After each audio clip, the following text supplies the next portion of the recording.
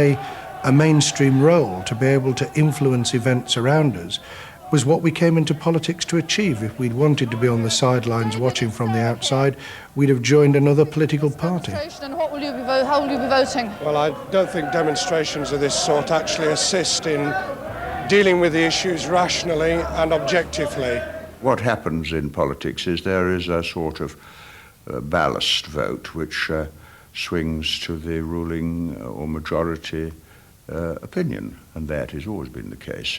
Sometimes they're called fair weather friends, but they're people who are unaccountably attracted to the strength of the current leader. Used to be said of Mussolini, he always rushed to the help of the victor. And so that is a part of the political process. It's not surprising in any way.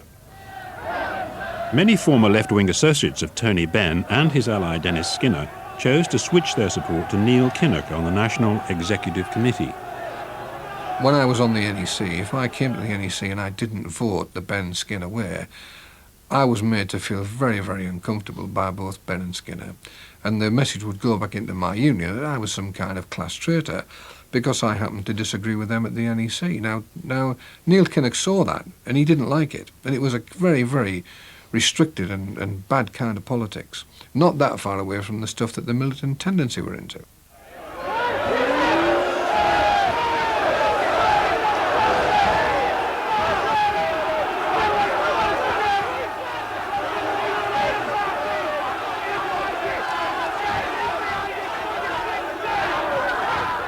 So it was a very tense time, and you had to be very brave, actually, to walk through up the steps of Walworth Road, past a crowd of 200 or 300 people, many of whom wouldn't be in the militant tendency, but just didn't like the idea of expelling what they used to say were good socialist comrades from the Labour Party.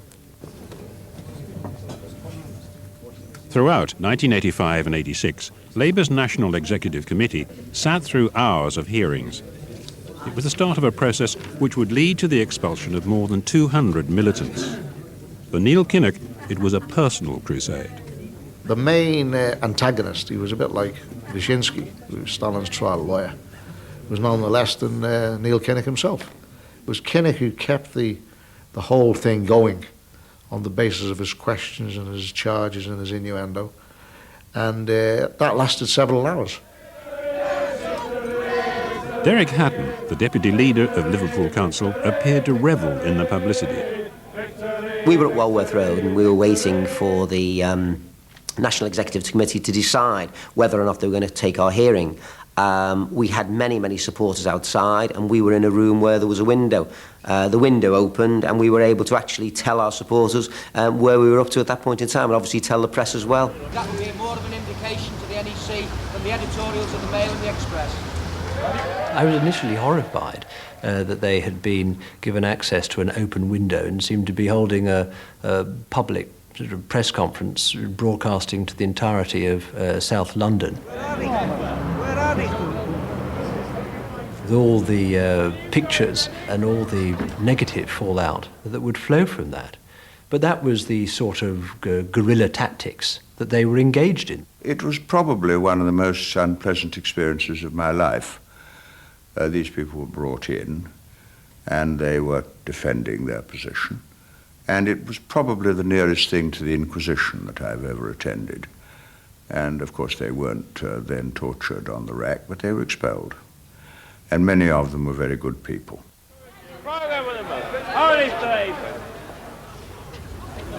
Get to come here what we stand for here.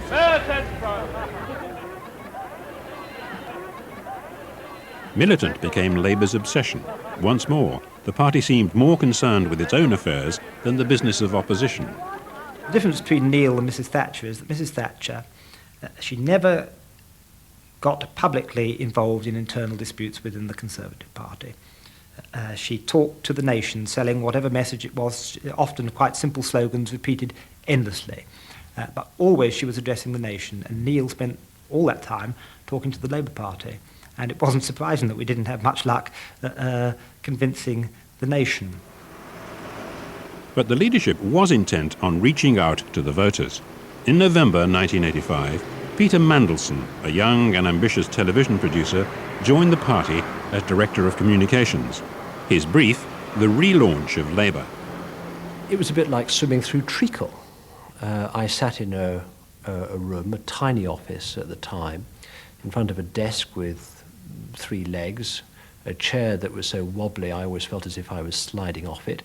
I remember a dying plant behind me. I mean, the atmosphere was not great, and I found myself constantly knocking my head against what seemed to be a brick wall of sort of total incomprehension of what I was saying, that things that were accepted in the outside world as completely natural, normal and axiomatic were seen in the culture of the Labour Party at that time as sort of really very odd and slightly threatening. Something which some of us already knew is that we are not doing enough in inner... Mandelson quickly gained the trust of the leader and became part of the inner circle. Inclined to give Neil Kinnock the benefit of the doubt. 134. A by-election victory was credited to his skills. Neil Kinnock gave his team a free hand. And I left the champagne at home. I forgot to...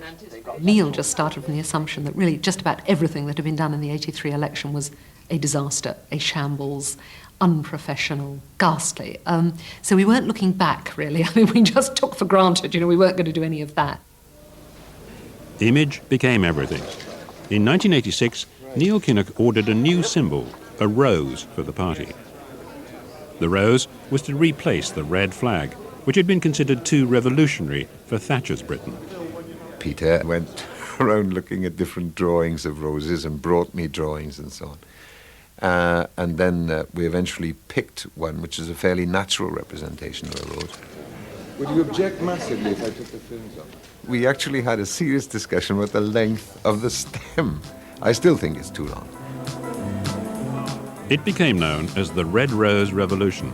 The emphasis was on packaging. Policy could be left to another day. It was said that we were never knowingly underlaunched, which I think was a fair criticism. In order to grab the attention of the press, we had to kind of tell the story again and again in new forms, and I think it reached its height at that conference, which I think worked very well. We had a new logo, a new set, and we ended the conference with producing a soprano singing the red flag. The people's flag is deep and red, each shrouded oft unwanted dead. I brought on a box of red roses. They happened to be there. They were left on the side of the stage. They were meant to be in people's buttonholes or decorating some parts of the stage or the conference hall, and they were just lying there with nothing more to do. So I thought, well, what a waste. So I took them on, put them onto the stage behind Neil and Glenys, and asked them if they could make any use of these, and they did, with great gusto and enthusiasm.